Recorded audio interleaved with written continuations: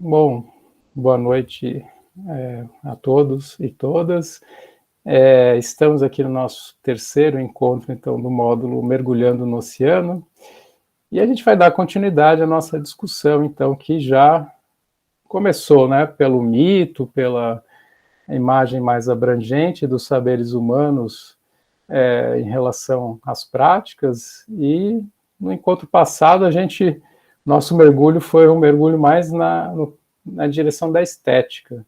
Então, se todos estão lembrados, a gente, né, exercitou um pouco o pensamento artístico na interação com os temas ambientais, né, do oceano e também da educação, que acho que neste terceiro encontro, nosso objetivo é continuar essa mesma direção, a gente vai continuar falando dessas coisas, mas, assim, talvez com um novo elemento, né? O encontro passado a gente tinha um pouco uma interioridade em questão, né? Um mergulho, né, para dentro também, né? O que é interessante porque é muito comum que a gente associe arte com esse mergulho subjetivo, né, introspectivo.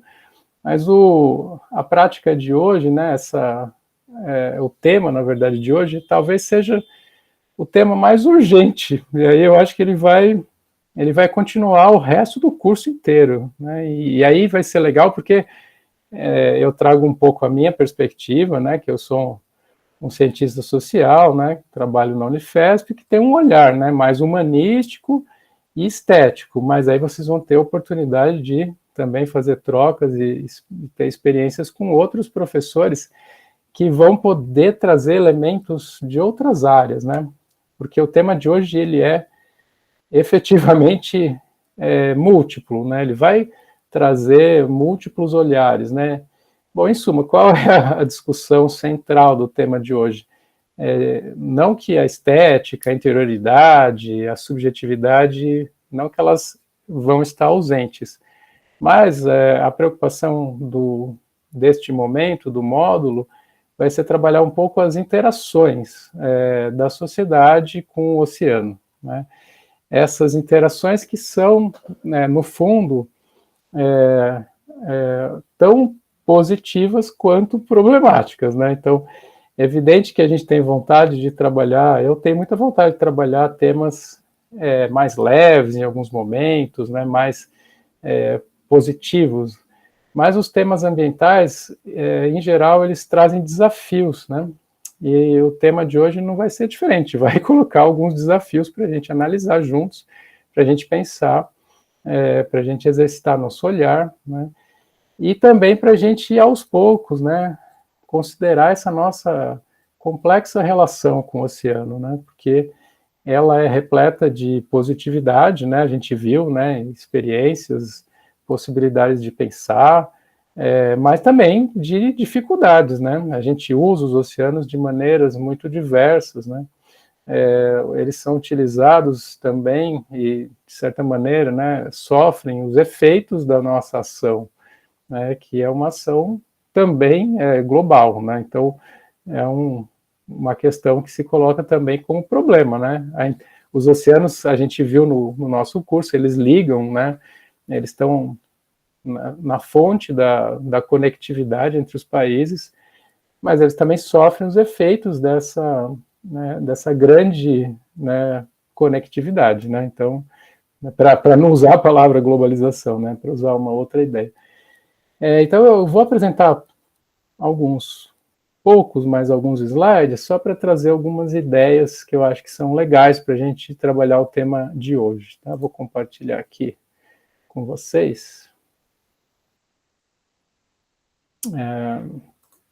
Vamos lá.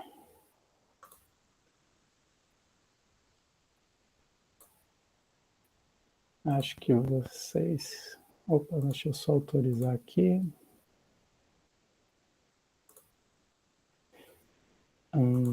Pessoal chegando. Pronto. Ops, tem mais gente chegando.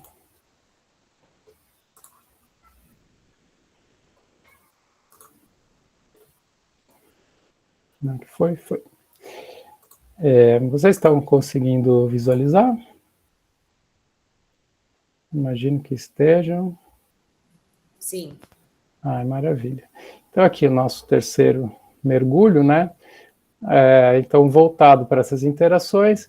E também a gente vai focar bastante na prática educacional, vocês vão ver pela plataforma, né? A tarefa desse terceiro mergulho vai envolver a criação de um plano de aula.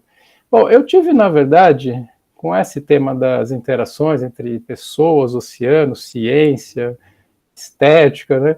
Eu acabei tendo esses dias um insight, assim, né?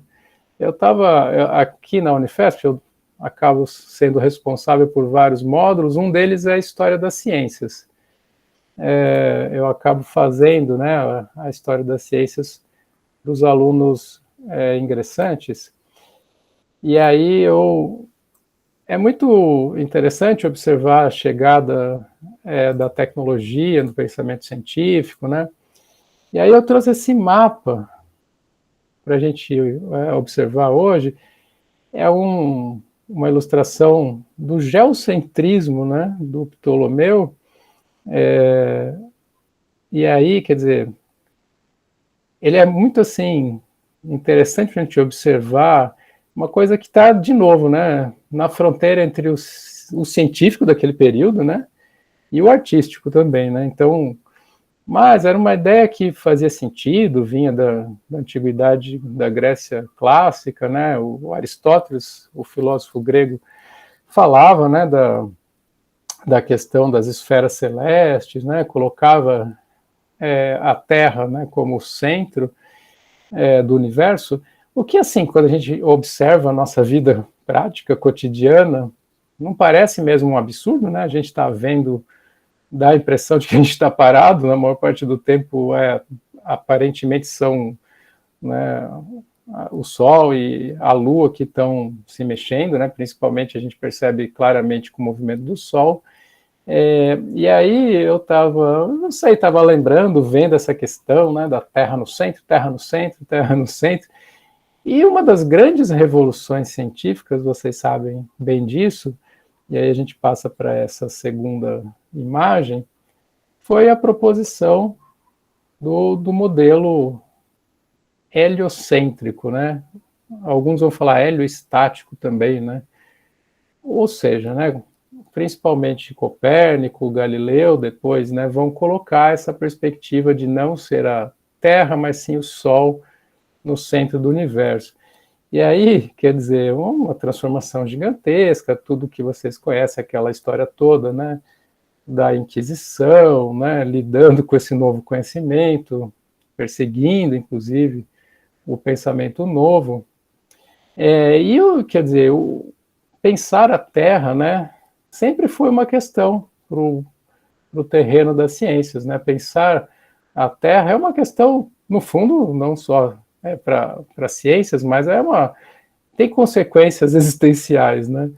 E aí eu trouxe como momento atual, né, no slide seguinte, uma coisa que me ocorreu, né? A gente já pensou a Terra no centro, a gente já pensou a Terra numa situação não central, né? E agora a gente está numa situação de pensar a Terra de que maneira, né? Eu trouxe essa perspectiva tradicional, né, da visão indígena sobre a Terra. Esse slide busca expressar um pouco o que líderes das populações indígenas ameríndios, né, aqui do Brasil, tanto o Ailton Krenak como o Davi Kopenawa, que são duas lideranças muito conhecidas no momento, né, estão bastante conhecidos, eles têm usado essa ideia de que as pessoas, na realidade, estão comendo a Terra. Né? E aí eu fiquei muito pensativo sobre isso esses dias, porque os cientistas, alguns filósofos, já tinham usado essa ideia de que o ser humano é parasita, né? Mas olha o risco disso, né? Se a gente pensar que na nossa interação com o ambiente a gente parasita enquanto espécie, Mas aí parece que a gente condena a espécie inteira a esse tipo de comportamento, né? E aí que o pensamento atual, contemporâneo, está tentando também entender as diferenças, né? Uma parte dos humanos, né, especialmente essas populações tradicionais, indígenas, pensa diferente, né? E não tem essa relação de predação ou de, na verdade, parasitismo, né? Seria a expressão melhor, ou aqui, como eles estão dizendo, né, de voracidade. É interessante ler esses pensadores indígenas, porque neste momento estão circulando muitos livros, muitos eventos, eles têm falado, escrito, e eu já ouvi comparações, né, de que os humanos, mas aí não, portanto, não todos, né, mas os humanos ocidentais, nós, né, nós que habitamos o capitalismo fundamentalmente, né, nós seríamos como tatus, né, tatu mesmo, assim, aquele bicho que vai cavar, né, que vai fazer buraco, que vai consumir a terra, que vai... E aí a experiência dessas populações justifica isso, na medida em que tem muita mineração perto dos territórios indígenas, né, muitas coisas que vão colocar a terra sob risco, né, mas não só a terra. E aí acho que a questão é inteira, né, ambiental. A terra, a floresta, né, as águas, né. Então, eu fiquei um pouco pensando nessa mudança, né, que a gente pensava o lugar da terra e, de repente, agora a gente está sendo convidado a pensar a terra enquanto problema ambiental mesmo, né, enquanto questão. É óbvio que a discussão é super difícil, é óbvio que existem muitos pontos de vista, a gente sabe que as atividades humanas na nossa civilização ocidental, essas atividades se desenvolveram e trouxeram benefícios para muitas pessoas também, né? A gente estruturou cidades, comércio, mas, por outro lado, a gente também está cada vez mais, todo mundo convencido, né? O mundo científico está convencido de que são essas ações que produziram, têm produzido, né? Vem produzindo a degradação ambiental, né? Então, se a gente for pensar da Revolução Industrial para cá, é pouco tempo, mas a velocidade de degradação do planeta é muito grande, né? Então, acho que essa é a questão que se coloca, né, como um grande problema, né? Todo o movimento ambiental, ecológico, né, pensando esse problema e está pensando de 1960 para cá. Então, também é uma questão recente, assim. Eu não sei vocês, mas eu me graduei em Ciências Sociais entre o final dos anos 90 e o início de 2000, assim, 2000 e pouquinho. A discussão ambiental era forte, assim, mas não era tão forte quanto hoje, né? Então, acho que dá um sentido de urgência, né? Um sentido de grande preocupação a gente observar tudo isso. E um dos aspectos que tem crescido cada vez mais, né, nos últimos anos, é a discussão sobre a cultura oceânica, né? Porque se percebeu que, se percebeu a importância, na realidade, do oceano para tudo que envolve ambiente, né? Para toda a regulação que se possa considerar em termos ambientais para a vida na Terra, para vários ciclos, né? Para a gente pensar questões alimentares, quer dizer, é um grande, né, um grande espaço para a gente se pensar e se preocupar, né? Então, assim, na base do movimento todo ecológico tem também a questão científica e, nos últimos anos, a questão, né, da cultura oceânica. Eu acho que isso é interessante observar.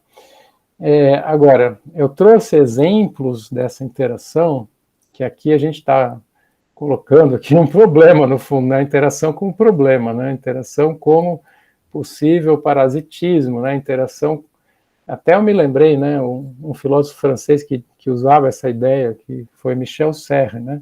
Michel Serres falava sobre o parasitismo dos humanos. Mas aí, observando isso, não são todos os humanos. Por isso, talvez, o sentido da urgência tem feito com que, e aí voltando para as nossas últimas aulas, né, nossas conversas, a gente está voltando a tentar pensar como as populações tradicionais, porque vários pensadores atuais estão buscando encontrar no pensamento tradicional formas de melhor pensar essa interação, porque o que havia um respeito, né, uma admiração pela natureza, né, uma atribuição, inclusive, de vida, num sentido muito maior do que a gente, né, no nosso caso, na nossa sociedade, a gente produz, né? A gente não produz não sente assim um grande respeito, uma grande admiração pelos elementos da natureza, porque muitas vezes o que aconteceu? Eles foram apagados, né? As nossas cidades são movimentos que, em geral, apagam a natureza, né? A gente faz com que o rio desapareça embaixo, né, do concreto, a gente faz com que, boa parte do tempo, a gente não pisa nem no chão, né? Então, é óbvio que são questões muito complexas, porque tem muita gente que diz, olha, mas é uma romantização, né?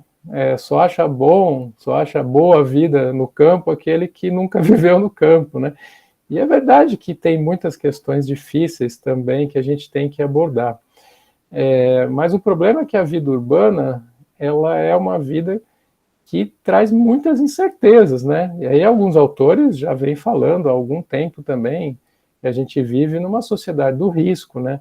Um dos riscos, eu estou lembrando agora do sociólogo alemão Ulrich Beck, né? Não sei se vocês já ouviram falar, ele já é falecido, né? Não faz muito tempo, mas ele escreveu um livro chamado A Sociedade do Risco. Um dos riscos que ele comenta é o risco ecológico, a incerteza, né? A gente vive numa sociedade da incerteza. A gente, né, agora a gente sai na rua e não sabe se vai ter uma enchente, se vai ventar de maneira descontrolada, né? Então existem muitas incertezas. Eu trouxe mais algumas imagens para mostrar um pouco esse tom problemático da interação, né, que a gente tem produzido. E aí, para a gente refletir um pouco, meditar um pouco a respeito das origens desse problema ambiental, né? Vejam essa imagem, né?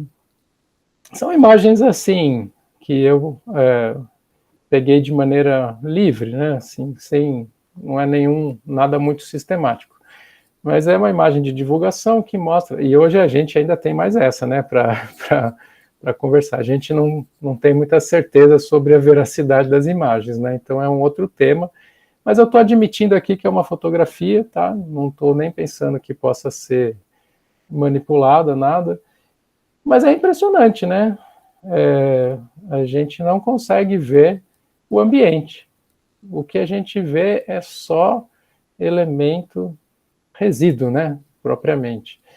Então, esse é um ponto extremamente problemático e que tem, assim, uma enormidade de linhas de pensamento para a gente tentar superar essa questão super difícil que vai afetar todo o ambiente, mas aí vai afetar especialmente, né, os corpos d'água, né, os oceanos, porque há uma tendência gigantesca, né? A gente que mora aqui em Santos percebe o quanto resíduo vai acabar, vai para o canal, vai para o estuário, vai para a Bahia, vai para a água, né? Quando tem chuva forte, a gente percebe que... Então, o resíduo é um enorme problema. Vou mostrar mais uma imagem que expressa isso, né? A quantidade de resíduo, né? Que até, nesse caso, causa um contraste.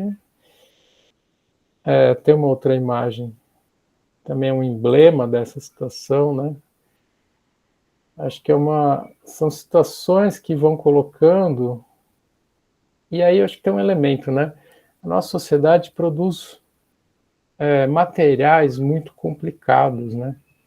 O plástico, principalmente. Então, existem muitos agora estudos sobre a questão do microplástico, a questão, né, do prejuízo. Eu acabei pegando essa imagem, mas a gente poderia ir para o campo do oceano com uma quantidade enorme de casos, exemplos, né? E eu peguei uma última imagem para a gente pensar a respeito, uma imagem, de novo, voltando um pouquinho para a nossa discussão estética, né?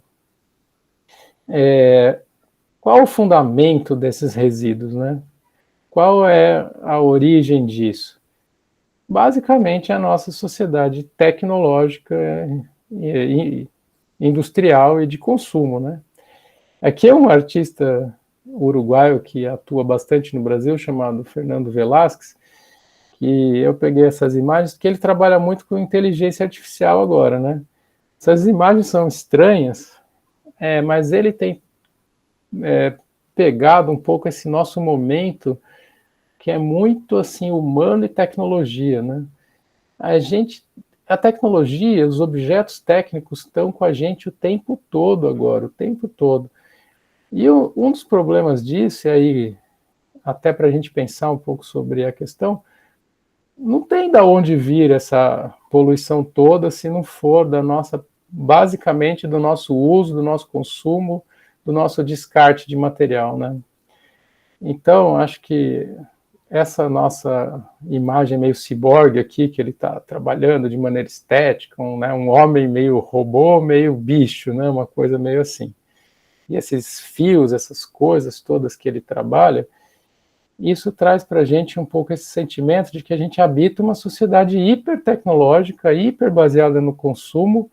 A gente faz tudo baseado em tecnologia no momento, em objeto, em embalagem, em coisas que a gente descarta, né? Então, uma coisa que eu tenho trabalhado muito com os alunos no nosso curso aqui de Ciências do Mar é a possibilidade. É claro que o discurso, vamos sair da sociedade e fazer outra coisa, não é uma coisa simples. Mas não é por um ato de vontade que a gente desfaz tudo, né? Não é assim que funciona. Mas a gente tem alguns caminhos para pensar, né? E um dos caminhos é pensar sobre os objetos técnicos, o consumo, as coisas de uma maneira menos assim, do tipo, tudo tem que ser usado, trocado, descartado, né? Aquele autor que eu comentei com vocês, o Simondon, ele propõe um outro caminho. Ele diz que a gente pode tentar salvar o objeto técnico, né, fazer um uso mais amoroso. E aí eu, rapidamente, para terminar um pouco essa introdução, só voltando aqui à imagem do Krenak e do Schopenhauer, né? Essa amorosidade que eles têm em relação à Terra, à vida, é uma coisa complicada, porque a gente poderia condenar as tecnologias dizendo, a culpa é do consumo e dos objetos, então vamos parar de usar. Mas seria muito difícil a gente abrir mão da nossa sociedade industrial, né? Seria muito difícil a gente agora fazer, ou impossível, né? Neste momento depois que a gente dá um passo na direção histórica, é bastante difícil caminhar para trás, né? É possível fazer coisas, mas não é uma coisa simples. Agora, uma alternativa que talvez fosse, porque os primeiros movimento ecológico original muitas vezes condenou as tecnologias como culpadas. Não estou dizendo que não são, mas elas são também fruto dos humanos, então não dá para colocar responsabilidade, né, os humanos que criaram as tecnologias. As primeiras máquinas foram inclusive quebradas, né, pelos trabalhadores. Isso também não resolveu porque o capitalismo continuou, fez novas máquinas, né? Agora, o que a gente poderia pensar a respeito das tecnologias, dos objetos, né, da interação que a gente tem com eles? Se a gente fosse mais amoroso, né, como as populações tradicionais, mas também com os objetos, talvez a gente não tivesse coragem de consumir e descartar com tanta voracidade. E talvez isso tivesse efeitos interessantes nesse processo horroroso de comer a terra, né? Porque no final, para que a gente está comendo a terra? Para pegar os minérios que vão fazer o celular, que vão fazer a chapa para fazer um carro novo, né? Então, o que o Simondon estava dizendo, já lá em 1960, 70, até antes ele já falava isso, a gente precisava salvar os objetos. Eu sei que não é uma conversa tão simples, né? Mas, vocês sabem que é uma tentativa, né? A gente ter objetos por mais tempo, objetos que possam ser consertados, atualizados, mantidos, e a gente pensar com muito carinho na questão do descarte, porque descartar é um dos problemas, né? É um dos problemas. Não é o único, mas é um dos principais, né? Tem outros, né? Tem o uso, a gente não, né? O uso de produtos cosméticos, medicamentos, né? Tudo isso pode ser fonte de poluição, fontes importantes, mas o plástico é um problema gigantesco, né, gente? E na base da questão toda está o consumo, né? Então é isso assim que eu queria colocar como moldura da conversa de hoje, para a gente pensar, para a gente discutir e para a gente também se inspirar para montar planos de trabalho na educação que possam trazer desafios, né, que sejam para além da nosso pensamento assim, a gente precisa conscientizar, né, a gente precisa atribuir uma consciência para os alunos. Na realidade, eu acho que sim, mas também a gente precisa debater, construir, né, ideias novas em relação a isso, né, porque muitas vezes até ideias que possam vir das pessoas, né? Eu li um texto recentemente sobre as gambiarras, né? E a gente não tem uma visão tão negativa das gambiarras, né? Em geral a gente pensa, a gambiarra é uma tecnologia mal feita, mal resolvida, mas era um texto elogioso, dizendo, olha só, ele deu uma sobrevida para aquele objeto, ele não jogou fora, a pessoa estava inspirada no trabalho do Simondon, né? A professora Fernanda Bruno, lá do Rio de Janeiro. Então, é uma coisa que é impensável às vezes, né? Mas a escola pode se beneficiar do pensamento da gambiarra, né? O quanto uma coisa pode virar outra. E, de novo, né? Eu estou tentando nesse curso aqui também ligar um pouco os termos, né? A questão científica, a questão técnica, a questão do mito, a questão da educação e a questão da estética. Porque muitas vezes é um pensamento estético que pode falar assim, nossa, essa gambiarra é muito feia. Mas para quem cria uma gambiarra, para a pessoa que soluciona um problema técnico, aquilo é de uma beleza incalculável. Então, quando você quebra a maçaneta da sua porta, eu já vi uma pessoa, às vezes, coloca uma coisa de bicicleta para abrir a porta, aquilo pode parecer uma coisa feia de fora, mas para o sujeito que deu uma solução para um problema, aquilo pode ter um prazer estético muito grande, né? E acho que é um pouco a mensagem que eu queria hoje colocar para a gente pensar, tá bom? Bom, vou abrir então a rodada para impressões. Gente, podem falar o que vocês sentiram, viu? Já acharam que foi uma maluquice, tá tudo pode ser Eu pensado. achei bem legal, eu adorei todas as ligações que você fez. E a minha opinião sobre isso, realmente, o grande problema é o consumismo, que na sociedade de hoje é meio que quase uma fetichização, né, pra gente comprar as coisas, e tudo é anúncio pra gente gastar cada vez mais. E já não tem mais onde jogar as coisas, gente, simplesmente. Realmente fazer uma gambiarra é algo revolucionário hoje em dia. E aí eu vejo isso na educação, professor, gente. Quantas vezes não é a gente que tá lá pegando reciclado, sabe? Pra fazer as coisas. Eu fico, caraca, a gente tá aqui realmente na linha de frente, né, nessa guerrilha que é. Porque ser professor também é revolucionário, é igual cuidar do ambiente, porque hoje em dia as pessoas estão tão apartadas da realidade, né? Ninguém mais está conectado com o divino que existe na natureza. Por isso que tá assim. Essa é a minha opinião, né? Ah, que bom, Letícia, que eu sinto que fez sentido. Fez sentido. Agora, antes de passar para o Bruno, né?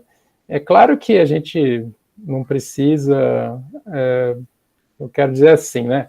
Obviamente há contradições em tudo, né? Eu imagino que todo mundo aqui tenha contradições no sentido assim, o consumo em si é né, uma super força, né? Eu não acho que a gente está imune, não. Eu não acho que, mas eu acho que é necessário pensar, porque eu fiz um trabalho agora recente com os alunos aqui da graduação e é impressionante, né?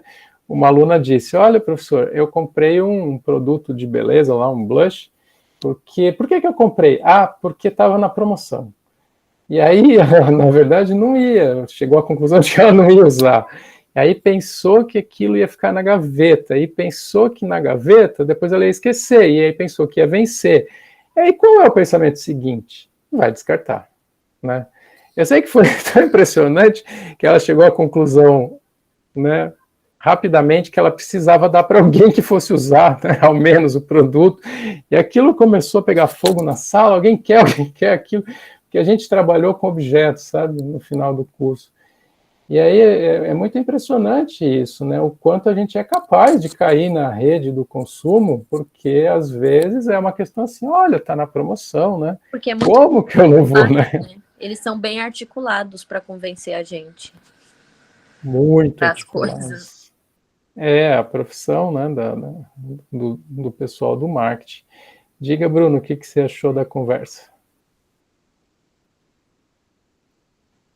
Boa noite, professor. Boa noite, pessoal.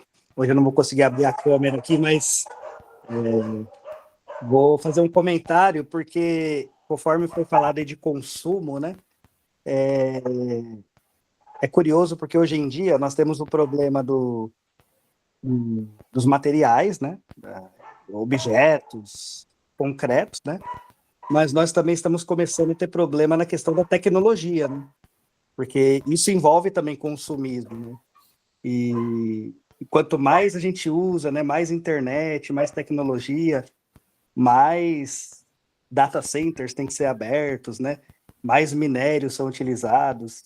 Então, não é só essa questão assim concreta para a gente, mas tem essa... É quase uma abstração, mas que, na verdade, acaba sendo concreto também nessa questão de todo o consumo envolvido no uso da tecnologia, né? Então, temos um novo problema aí nesse século XXI, né?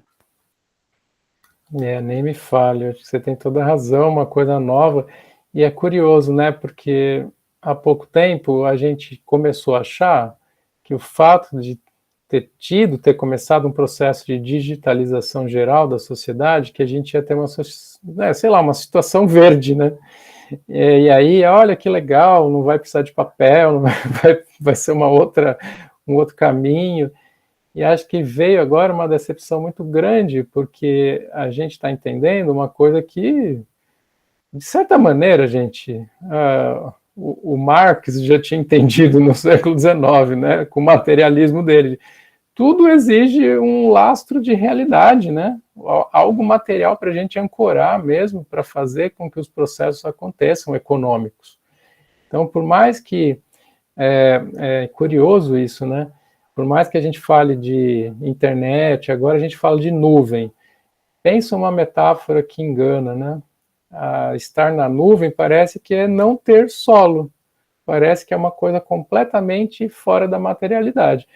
E é uma grande mentira, porque a gente recebe enquanto imagem de nuvem o que na prática está arquivado. Vocês sabem onde que estão esses arquivos, em geral, dos servidores?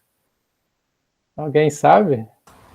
Oi, estão em data centers, que no Brasil já tem mais de 160 data centers no nosso país, né? É verdade. Eu trabalho com tecnologia no ensino fundamental, sexto ano, e eu passei por cima desse tema, né, dos cabeamentos submarinos, Exatamente. e o consumo de água, porque é uma coisa que eu não tive na escola, assim, e não era uma realidade pra gente. É verdade, Fábio. E isso também, né? Professor, desculpa interromper. Pois Aqui não, tá oscilando a energia, eu tô caindo toda hora, tá? Desculpa. Então, toda hora não, tá tudo pedindo bem. para entrar. Desculpa interromper, Bruno. Você estava pedindo para entrar, eu não vi aqui. Eu já caí 2 vezes já. Tá acabando a luz aqui no bairro, tá? Tudo bem, fica tranquilo. Beleza? A gente Desculpa também, interromper o assunto. a gente também está gravando. A gente está gravando, então depois também, se você perder alguma coisa, o Bruno, você ia falar, né? Sim, professor. Continua. Eu lembrei de um termo, né, que nós, acho que a sociedade no geral é acumuladora, né? Então, antes a gente acumulava só aquilo que era material, né? Agora você usou o termo da materialidade, né? E hoje a gente fica acumulando coisa nas nuvens, né? Como o senhor comentou, e salva arquivos e mais arquivos, e como o colega comentou, nós temos os data centers, né? Que requer E muitos muito... estão embaixo d'água, né? Exato, e requer muito, como diz aí os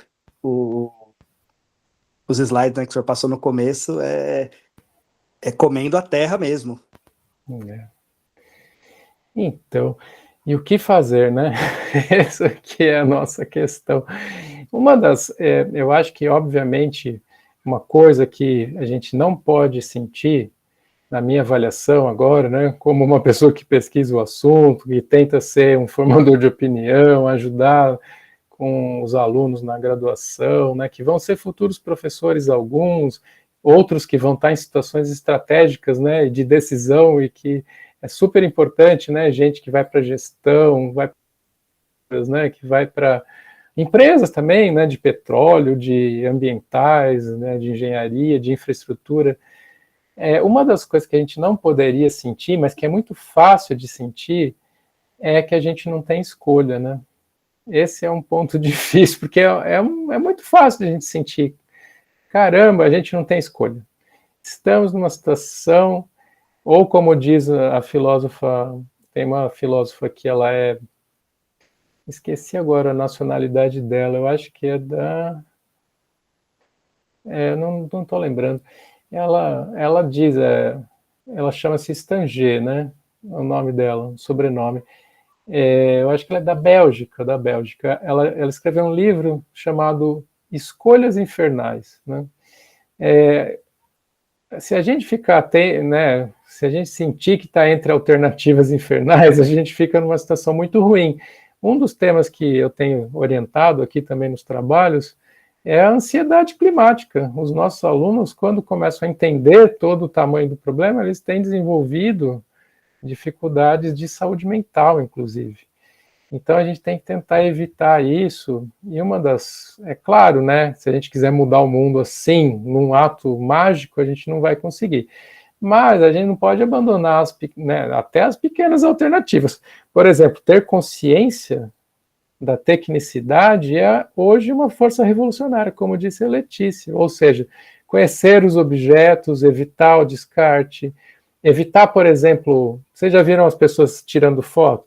Tiram 10 fotos da mesma pose e não apagam nada e jogam tudo na nuvem para depois decidir um dia. E nesse dia, elas, na verdade, não vão nem ver nenhuma foto mais, né? Porque esqueceram do assunto. Então, na verdade, nossa pegada ambiental ela é alta, né? Sem a gente perceber, porque hoje a gente está no mundo material e nesse suposto mundo virtual atuando, né, gente?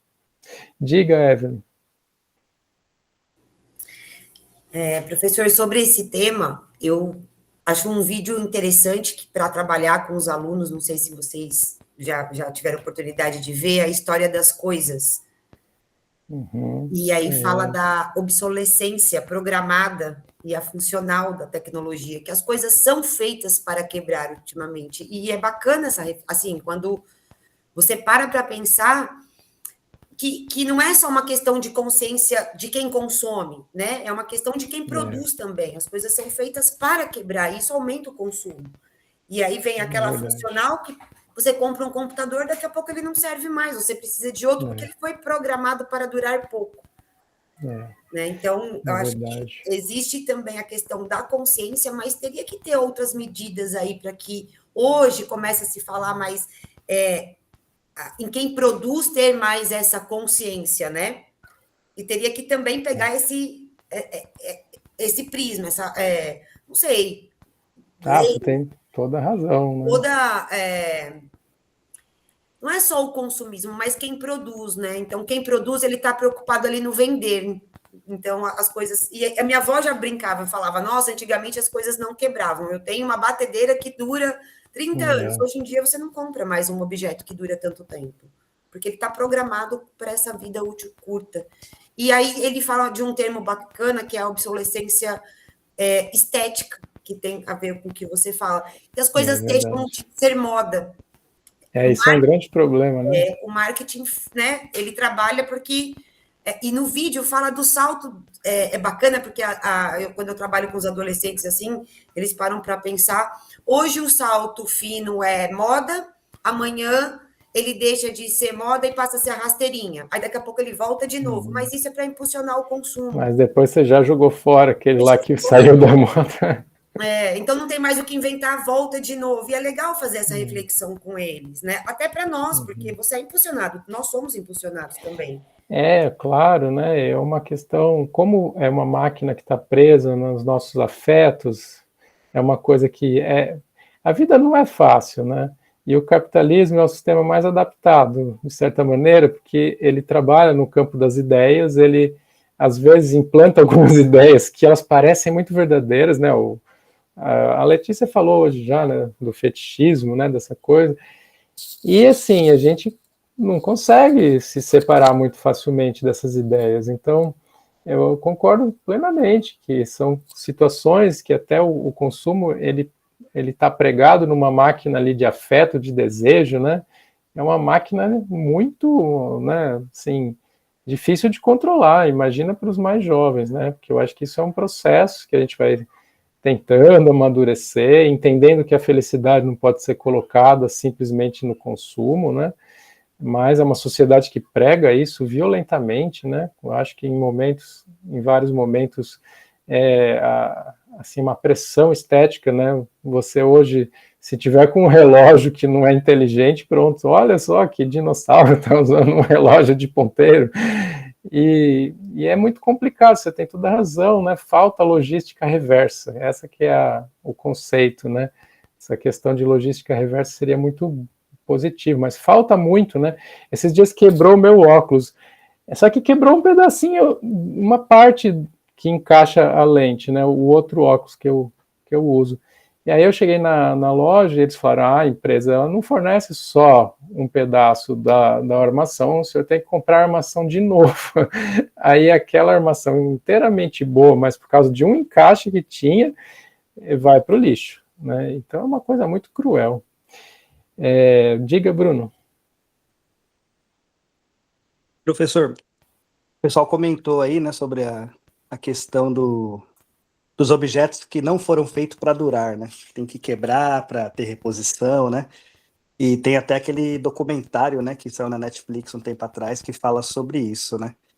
E quando eu assisti aquele documentário, eu não lembro o nome, na verdade, eu achei curioso porque, assim, o pessoal que trabalha lá na Amazon, na Adidas, e que, de certa forma, bebeu dessa fonte durante anos, décadas, né? Aí, depois de algum tempo, acaba vendo, né, refletindo, se arrependendo, mas atuou para que, de certa forma, isso acontecesse durante muito tempo, né?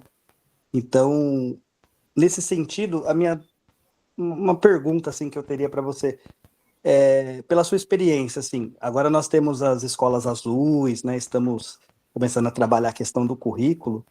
Você acha que a gente consegue reverter esse tipo de pensamento a médio prazo, longo prazo? O que você pensa sobre isso, professor? É um grande desafio, né? Ainda é um grande desafio. Mas assim, pensando ao longo da minha história de vida aí, eu estou chegando aí quase 50 daqui a pouco, eu estou otimista, sabia? Que eu acho que as ideias, elas demoram, mas elas mudam, né? E a gente hoje, esses dias, eu não sei se eu cheguei a falar aqui com vocês, mas acho que foi numa aula que eu estava presencial, mas esses dias eu estava falando, uma das aulas que eu dou é a História das Ciências, eu relembrei da carta que o Darwin escreveu. Não sei se vocês conhecem essa história, o Darwin escreveu uma carta ali, colocando os prós e contras de se casar. E aí pensar que, assim, não sei se vocês não conhecem, procurem na internet, porque pensar que um dos cientistas mais inteligentes, né, de todos os tempos, na verdade, foi capaz de escrever coisas absurdas do ponto de vista humano mesmo, né, do ponto de vista da relação de um homem com uma mulher, absurdo, assim. E hoje eu acho que, apesar da gente ter vários exemplos ainda de pensamentos muito ultrapassados, eles se destacam na sociedade. Então isso é um sinal de que a gente tem uma força né, de transformação. Não é uma coisa que as pessoas simplesmente falam e, né, a grande maioria das pessoas concorda. Então eu acho que é possível transformar as ideias, não há dúvida, mas eu também acho que a gente tem que trabalhar, né? É por isso que, nossa, Letícia, hoje você foi excelente, né? Você falou em 3 segundos tudo que era importante. É missionário mesmo, viu? Estar na educação não é fácil, seja em qualquer nível que a gente esteja, porque a graduação hoje também é muito desafiadora, né? Os alunos também demandam muito da gente, assim, em termos de novas práticas, né? Eu tenho trabalhado com memes científicos no momento, para vocês terem ideia da tentativa de aproximação, porque não é fácil. E aí eu acho que, assim, mas as ideias podem mudar, sem dúvida, não tenho dúvida. É que a dificuldade maior, nesse caso específico, as pautas de costume, né, são pautas que muitas vezes, é curioso dizer isso, né, mas muitas vezes até o próprio mercado pode ganhar em cima de uma pauta progressista. Agora, é difícil em alguns casos, porque nem sempre as pautas ambientais, elas favorecem o comércio, né. Isso é uma coisa dificílima de dizer, mas é real. O ambiente é visto muitas vezes ou como recurso ou como empecilho. Mas é muito burocrático, não sei o quê. Então, esse é um problemão, porque isso pode contaminar as pessoas, né? Esse entendimento, né? Muitas expressões da cultura são feitas para martelar ideias falsas, né? Quando as pessoas falam, por exemplo, eco-chato, eu já nem sei se já é uma coisa muito antiga, né? Mas uma coisa que ainda ecoa, né? Quando alguém fala eco-chato, isso traz uma marca, né? E dificulta o pensamento. Faz um ruído, percebe? Então a cultura está o tempo todo tentando, né? E vocês sabem melhor do que eu o quanto os currículos ocultos são importantes, né? Então, não é só o que se ensina, no caso, dentro da sala de aula, né? É o que você também traz como valores ali. E aí, gente, é o conjunto da sociedade que muitas vezes demora, viu? É complicado. Às vezes tem pessoas tecnicamente incríveis, mas que deixam a desejar no campo dos valores. Às vezes você encontra uma pessoa, olha, o sujeito escreveu um livro maravilhoso, você encontra pessoas e fala, ih, meu Deus, não é uma pessoa tão interessante quanto o livro dela. Então, a gente ter que buscar essa coerência entre o que você está dizendo e o que você está fazendo também é um desafio na nossa sociedade. Eu acho que tudo isso é um caminho que a gente né, buscar uma coerência, buscar transformar a sua vida, buscar, na medida do possível, conseguir construir referências, né, positivas. Eu acho que é um processo, no caso da ciência oceânica, ela tem ganhado muito espaço. Agora, também não é fácil, porque processos de institucionalização, né, como tem acontecido, muitas vezes são desafiadores, as potências às vezes são reduzidas, a gente vai descobrir agora no processo como que isso tudo vai acontecer. Tem um livro maravilhoso que eu acho que vale a pena indicar para vocês, do Cláudio Ângelo, vocês conhecem? Ele é um ambientalista e é um livro sobre a ocupação da Amazônia. Deixa eu tentar lembrar, eu acho que é quando o Brasil decidiu alguma coisa sobre a Amazônia, assim, parar, né, de devastar a Amazônia. Nossa, hoje eu estou com uma iluminação ruim aqui, né, gente? Eu não me preparei, estou acostumado com o horário mais cedo, fica um pouco escuro, mas esse livro do Cláudio Ângelo, se vocês não encontrarem, depois a gente pode conversar lá pelo fórum e eu passo direitinho a referência. Eu acho que é quando o Brasil decidiu parar de devastar a Amazônia, alguma coisa assim. Tem a ver basicamente com a história de ocupação da Amazônia. Gente, o que tem dos anos 60 até hoje, o que teve de conhecimento científico, de investimento, de pensamento, sabe, uma tentativa enorme de refletir sobre a Amazônia. Então, a gente tira aquela impressão de que ninguém fez nada, sabe? Muitos cientistas pensaram no assunto. Agora, fica também uma impressão difícil das relações entre ciência e o resto da sociedade, né? O Estado, as políticas, o quanto é desafiador, viu? Então, a gente tem hoje uma situação na Amazônia que oscilou ao longo das décadas, que desmatamento, né, caiu, melhorou, voltou, e tudo mostrando como é muito dinâmico, e mesmo que a gente conquiste as coisas, uma das principais lições que eu acho que a gente tem que ter na nossa vida é que não basta conquistar nada, é necessário manter, tá? Algumas forças, no caso brasileiro, são tão enraizadas, o pensamento mais conservador, ele tem uma matriz tão profunda na nossa história, que se a gente ficar bobeando um pouco, ele volta. Ele está sempre latente, né, gente? Ele está sempre ali, ele fica ali, latente. E aí, né, para qualquer pessoa mais desatenta, fala, nossa, como pode acontecer isso? Acontece porque, na verdade, ele não está morto. Ele está sempre, né, adormecido, e a sociedade precisa lutar, precisa estar sempre atenta na defesa, né, da sua Constituição, dos seus princípios democráticos, porque realmente é sempre uma conquista que precisa ser mantida.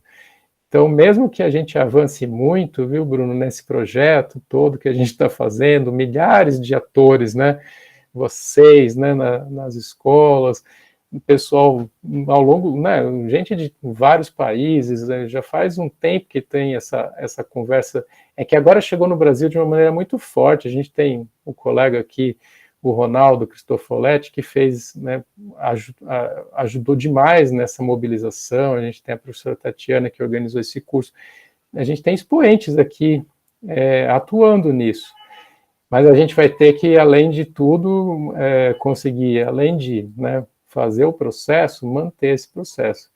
Isso que vai ser importante, assim, na minha visão, sabe? Mais questões? Se a gente não tiver esperança, a gente já perdeu, né? A gente tem que ter pelo menos a esperança de ir batalhar e pensar que um dia a gente vai conseguir mudar. E eu acredito que a gente tem que trabalhar, por isso que eu achei tão relevante, assim, esse tema inicial, de trazer esse lado mais simbólico mesmo do oceano. Porque eu acho que é trabalhando esse lado nas crianças, esse lado mais instintivo, que mexe com esse lado mais primitivo do nosso cérebro, que é onde a gente vai fazer eles criarem essa conexão real com a natureza e ter essa empatia que os povos originários têm, que a gente não tem mais porque a gente está apartado da natureza. Não tem mais essa relação. Eu acho que a esperança é nisso, sabe? Trazer essa mudança para esse lado da cabeça das crianças e de todo mundo, né? Eu também acho, Letícia. A gente começou assim e depois vocês vão ter mergulhos mais técnicos, tá? Mas eu defendo isso também, porque você sabe que para o bem e para o mal, né? A história mostra isso, né? Sim. Que quando você quer fazer alguma coisa acontecer, o lado das emoções é o mais forte. É fortíssimo, né? E a política, ela faz muito isso, né? Então, a gente tem que aprender a trabalhar esse lado, né? porque você sabe que forças bem conservadoras na história usaram isso com muito talento, é impressionante, né? Sim. O nazismo, o que o nazismo fez com os judeus? Ele comparava os judeus a animais, ratos, imundos. Isso produzia um sentimento de raiva que fazia com que a sociedade se mobilizasse. Então, assim, ou a gente vai mobilizar com sentimentos, né, bons as pessoas, ou se a gente ficar só falando de dados científicos, a gente não vai ser ouvido, né? E as pessoas, na verdade, elas não querem só os dados científicos. No fundo, muitas pessoas já sabem, conhecem os dados e não fazem nada a respeito disso, né? O fato da gente conhecer as coisas não significa que a gente vá tomar as decisões certas, né? Agora, a gente precisa trabalhar esse aspecto mais emocional, né? Isso é importante. E acho que esse módulo é esse o objetivo, sim, é trabalhar subjetividades, trabalhar emoções, história. Acho que é um pouco tudo isso. Olha, tem alguém chegando ainda. Será que o pessoal confundiu o horário? Vamos lá. Mais comentários para hoje? Mais alguém com algum insight, alguma ideia? Professor. Espero que seja produtivo lá o trabalho na plataforma. Esse momento do curso agora eu acho que está bem legal, assim, lá, bem interessante. Pode falar, Bruno.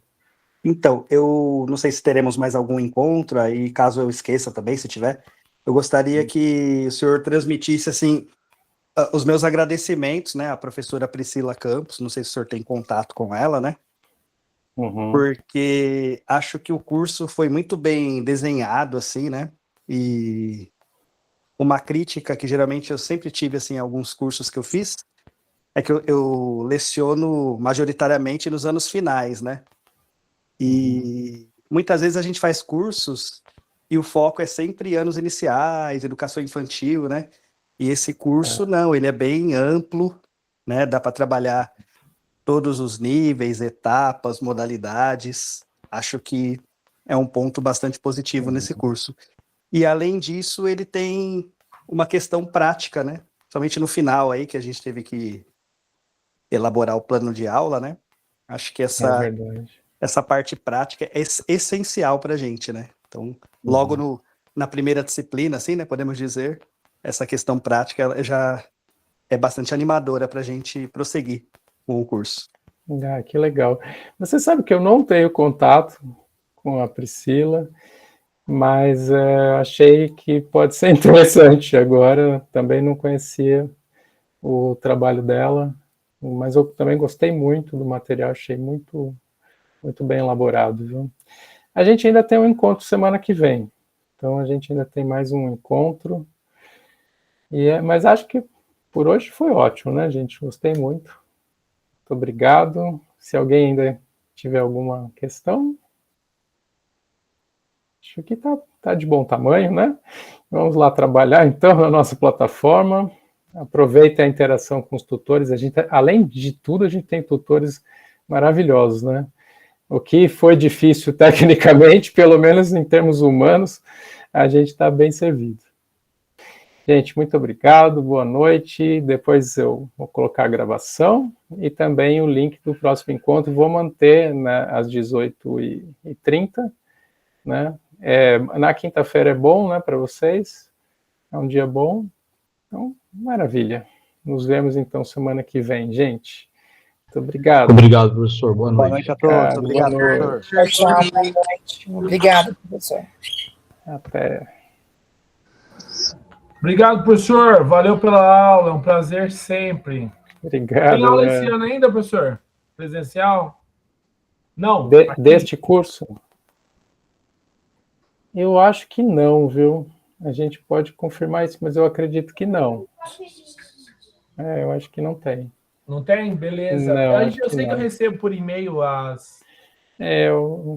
O pessoal mas pode informar melhor, né? mas isso. Desculpa hoje, caí 3 vezes, aí eu perdi a linha de raciocínio, cara. É difícil ficar eu não participei porque caiu 3 vezes. Eu caí 3 vezes a live, tá bom? Obrigado, professor. Não, fica tranquilo, tá tudo bem. Obrigado, gente. Boa noite.